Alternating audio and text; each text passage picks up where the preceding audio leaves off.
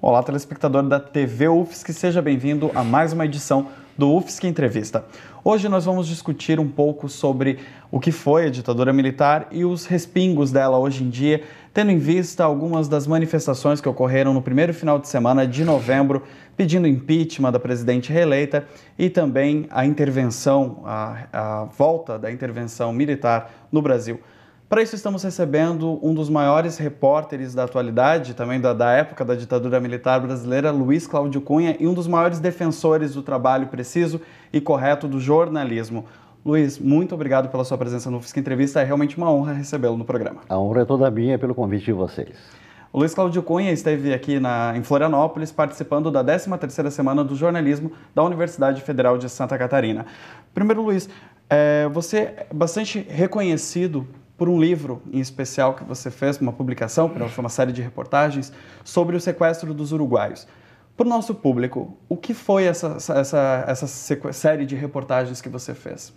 Bom, o sequestro dos uruguaios é uma ação da Operação Condor, que é uma conexão multinacional da época das ditaduras militares no Cone Sul do continente, na década de 70, e esse sequestro ocorreu em Porto Alegre, em 78.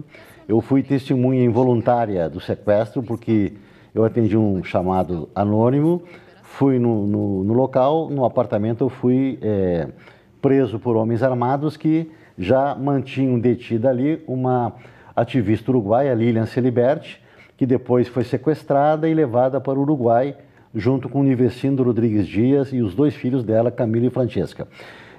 Eu denunciei esse caso, na época eu era chefe da sucursal da revista Veja, em Porto Alegre, e através de uma série que durou praticamente 2 anos, exatamente 21 meses, entre 78 e 80, eu fiz um exaustivo trabalho de pesquisa junto com meus companheiros da sucursal, investigando o sequestro em busca dos responsáveis, e conseguimos identificar os agentes brasileiros do DOPS Gaúcho, liderado pelo delegado Pedro Selig, um dos mais notórios agentes da repressão brasileira.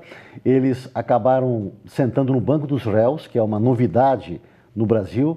Ninguém no aparato repressivo do regime militar havia sido imputado criminalmente por atos de truculência na ditadura militar, como foram o caso do delegado Pedro Selig e o agente Didi Pedalada e João Augusto da Rosa, que eram envolvidos no sequestro. O Didi Pedalada tem uma história de bastidor com relação ao seu parceiro nessa reportagem, que é o fotógrafo JB Scalco, que foi ele que reconheceu ele por conta da cobertura esportiva, é isso? Para minha sorte, o fotógrafo que estava ao meu lado naquele momento em que nós fomos calçados na porta do apartamento era o fotógrafo JB Scalco, que era o maior nome do jornalismo esportivo brasileiro. Ele era fotógrafo da revista Placar, em Porto Alegre.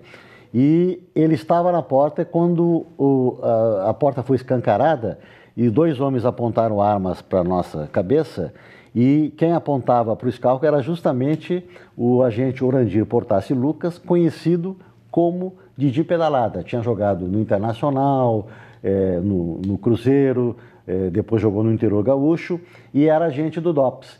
Essa pista, esse fato casual de ter o Scalco ao meu lado permitiu pegar o fio da meada que nos levou depois a elucidar o sequestro. Neste momento, esse período histórico brasileiro, a gente ouve muito falar, os relatos, com relação à censura prévia e à autocensura, inclusive, dos veículos de imprensa. E mesmo assim, você foi pioneiro em uma das iniciativas do Co-Jornal, uma cooperativa de jornalistas no Rio Grande do Sul, que foi um dos principais veículos de combate mesmo contrário à ditadura militar. Uhum. O que significou o Co-Jornal e o que ele foi? O Co-Jornal nasceu no contexto de uma crise. Houve uma repentina demissão de quase 30 jornalistas de um jornal que não existe mais, a Folha da Manhã, um jornal que era do grupo Calda Júnior. E o fato de haver tantas pessoas desempregadas num certo momento nos levou à ideia de como sobreviver nesse mercado, já que não havia onde acomodar essa mão de obra. E se tentou a ideia de uma cooperativa de trabalho. E nós conseguimos formar a primeira cooperativa de jornalistas, uma cooperativa de trabalho, não de produção, como era tradicional, cooperativa de carne, de soja, de trigo. Essa era de trabalho. E conseguimos ali fazer vários produtos jornalísticos de qualidade. E o principal deles era o próprio Cojornal, que era um jornal alternativo, da chamada imprensa nanica de resistência, que era um jornal de extrema qualidade analítica, que fazia uma cobertura sobre a história, a política, o poder, naquele tempo trevoso da ditadura, e um jornal que chegou a ter assinantes no Rio e São Paulo e era muito respeitado.